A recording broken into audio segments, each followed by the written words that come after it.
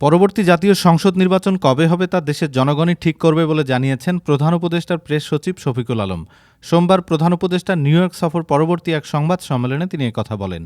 গত ২৪ সেপ্টেম্বর বার্তা সংস্থা রয়টার্সকে দেওয়া এক সাক্ষাৎকারে সেনাপ্রধান জেনারেল ওয়াকারুজ্জামান জানান, যা কিছুই ঘটুক না কেন গুরুত্বপূর্ণ সংস্কার সম্পন্ন করে আগামী ১৮ মাসের মধ্যে যেন নির্বাচন হতে পারে সেজন্য সরকারকে সব ধরনের সহায়তা করা হবে। সেনাপ্রধানের ওই বক্তব্যের পর স্বাভাবিকভাবেই দেশের রাজনৈতিক অঙ্গনে নির্বাচনের বিষয়টি নিয়ে বেশ আলোচনা শুরু হয়। অবশ্য সরকারের পক্ষ থেকে এ বিষয়ে কোনো প্রতিক্রিয়া আসেনি। সোমবার প্রধান উপদেষ্টার প্রেস সচিব শফিকুল আলম বলেন,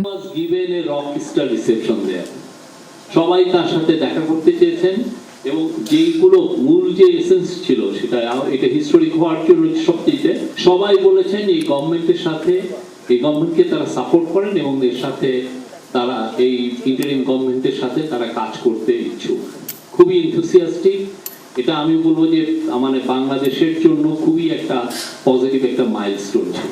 কতদিন পরে আগামী জাতীয় নির্বাচন হবে, ১৬ মাস না ১৮ মাস পরে, এটা ঠিক করবে দেশের জনগণ।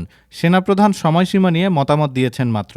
প্রধান উপদেষ্টা জাতিসংঘের সফর সফল হয়েছে বলেও জানান প্রেস সচিব। তিনি বলেন, এ সময় বেশ কজন গুরুত্বপূর্ণ রাষ্ট্রপ্রধান ও আর্থিক সংস্থাগুলো প্রধানদের সাথে প্রধান উপদেষ্টার ফলপ্রসূ বৈঠক হয়। সবাই সরকারের সাথে কাজ করতে আগ্রহ প্রকাশ করেছেন। বিশ্ব নেতারা বাংলাদেশের নতুন সরকারকে স্বাগত জানিয়েছেন। প্রেস সচিব আরও জানান, ৬টি সংস্কার কমিশন কাজ শুরুর আগে রাজনৈতিক দলগুলোর সাথে বৈঠক করবেন প্রধান উপদেষ্টা ড. ইউনূস।